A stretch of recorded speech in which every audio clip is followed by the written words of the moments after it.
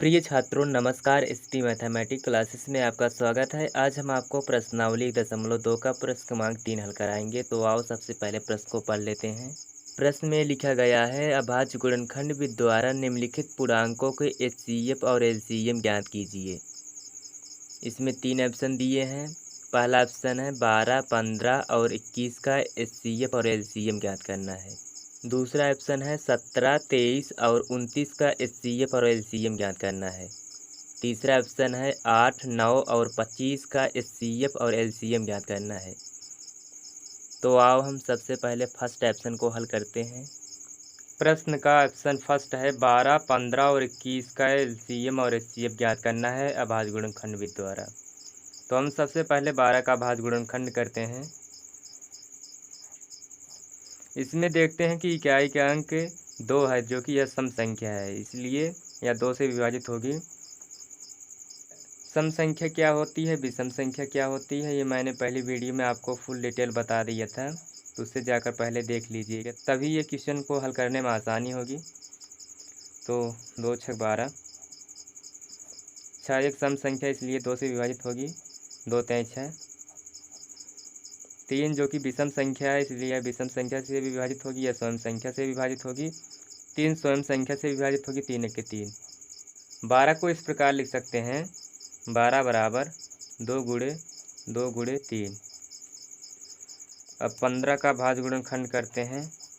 15 में इकाई का अंक 5 जो कि विषम संख्या है, इसलिए यह विषम संख्या से विभाजित होगी, तो इसे हम 3 से विभाजित करते हैं। 3 5 15। 5 एक विषम संख्या है, इसलिए विषम संख्या से विभाजित होगी, या स्वयं संख्या से विभाजित होगी, तो हम 5 से विभाजित करते हैं। 5 1 5। तो 15 का भाज्य गुणनखंड हो जाएगा 3 गुणे 5। अब हम 21 का भाज्य गुणनखंड करते हैं। 21 में इकाई का अंक 1 जो कि विषम संख्या है, यह विषम संख्या से विभाजित होगी, तो इसे हम 3 से विभाजित करते हैं। 3 7 21, 7 1 7। तो हो जाएगा 21 के 3 गुणे 7, और 15 का हम निकाले थे 3 गुणे 5। इन तीनों संख्याओं के अभाज्य गुणनखंड में जो संख्या तीनों में मिल रहा है वही हमारा एचसीएफ कहलाता है। देखते हैं, इसमें 3 जो है इसमें भी मिल रहा है, इसमें भी मिल रहा है, इसमें भी मिल रहा है। इसका अर्थ है तीनों संख्याओं के अभाज्य गुणनखंड में 3 मिल रहा है, तो 3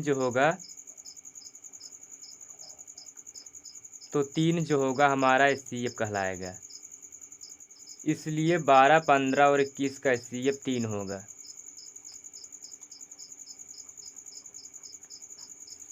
अब इन संख्याओं का एलसीएम निकालते हैं। तो हमें सबसे पहले ध्यान रहे कि हमें इन संख्याओं में से, यानी कि 3 जो है, जो तीनों में मिल रहा है, इसमें से एक संख्या को लेंगे, तो हो जाएगा 3 गुणे 2 है तो 2 लिखेंगे, गुणे 2 गुणे 7 गुणे 5। तो हो जाएगा 3 दूनी 6, 6 दूनी 12, 12 सत्ते 105, 105 पंचे 420। यही हमारा 12, 15 और 21 का एलसीएम है। हमारा दूसरा ऑप्शन है 17, 23 और 29 का अभाज्य गुणनखंड विधि द्वारा एचसीएफ और एलसीएम निकालना है। तो आओ हम इसे हल करते हैं। सबसे पहले हम 17 का अभाज्य गुणनखंड करते हैं।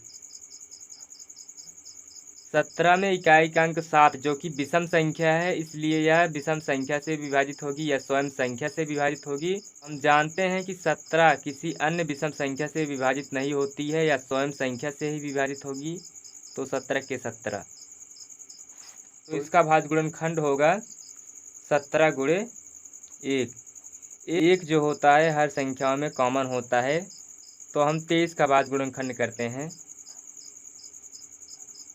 23 में इकाई का अंक 3 जो कि एक विषम संख्या है, इसलिए यह विषम संख्या से विभाजित होगा, या स्वयं संख्या से विभाजित होगा।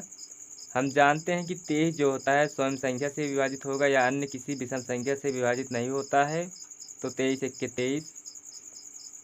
23 का भाज्य गुणनखंड होगा 23 गुणे 1। 1 जो होता है हर एक संख्याओं में कॉमन होता है। अब हम तीसरे संख्या का अभाज्य गुणनखंड करेंगे जो कि है 29। 29 में 9 जो कि विषम संख्या है या किसी अन्य विषम संख्या से ही विभाजित होगा।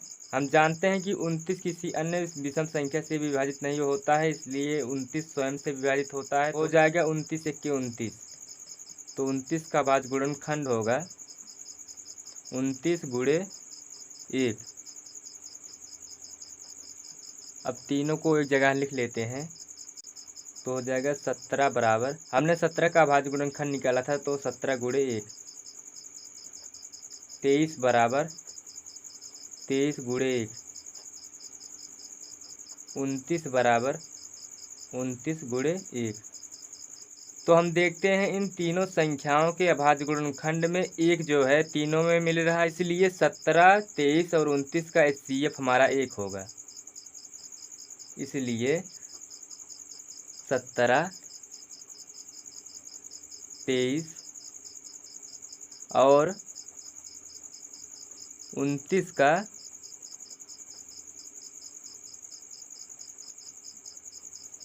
HCF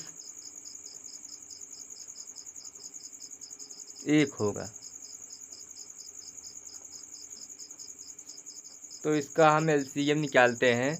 हम इन तीनों संख्याओं के अभाज्य गुणनखंड में देखते हैं 1 जो है वह तीनों में मिल रहा था, इसलिए यह HCF था। इसमें से हम 1 को लेते हैं तो 1 हो गया गुणे 17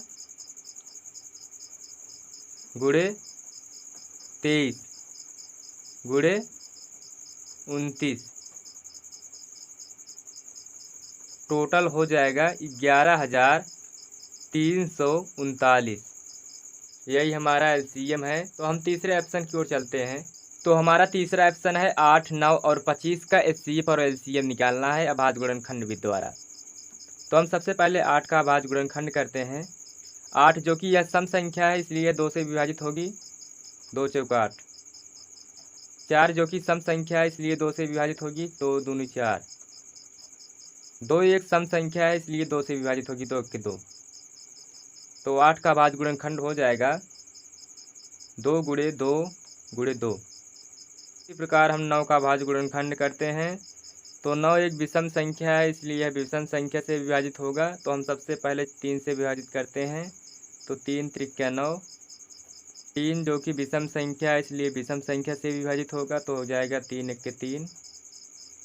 9 को इस प्रकार लिख सकते हैं कि 3 गुणे 3।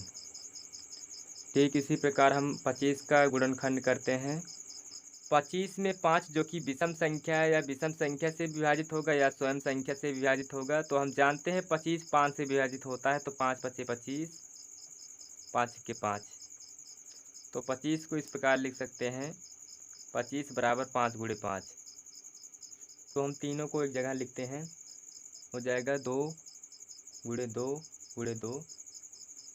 9 का 3 गुणे 3। 25 का 5 गुणे 5। तो हम इन तीनों संख्याओं के अभाज्य गुणनखंड में देखते हैं कौन सी संख्या तीनों में मिल रहा है। हम देखते हैं कि इन तीनों संख्याओं के अभाज्य गुणनखंड में कोई ऐसी संख्या नहीं है जो तीनों में मिल रहा है, इसलिए हम 1 बढ़ा सकते हैं क्योंकि 1 हमारा कॉमन होता है। तो इस प्रकार 1 जो है तीनों में मिल रहा है, यही हमारा HCF होगा। 8, 9, 25 का HCF जो होगा 1 होगा। तो इसका LCM निकालते हैं। हम जानते हैं कि जो संख्या तीनों में मिल रहा है उसमें से 1 लेंगे तो हो जाएगा 1 गुणे 2 गुणे 2 गुणे 2। जो संख्या नहीं मिल रहा है उसको उतार लेंगे ऐसे गुणा करके, गुणे 3 गुणे 3 गुणे 5 गुणे 5। टोटल आएगा 1800। तो यही हमारा इन संख्याओं का LCM है। यदि वीडियो पसंद आई तो इसे लाइक कीजिए तथा चैनल पर नए हैं तो इसे सब्सक्राइब कीजिए। ऐसी वीडियो पाने के लिए धन्यवाद।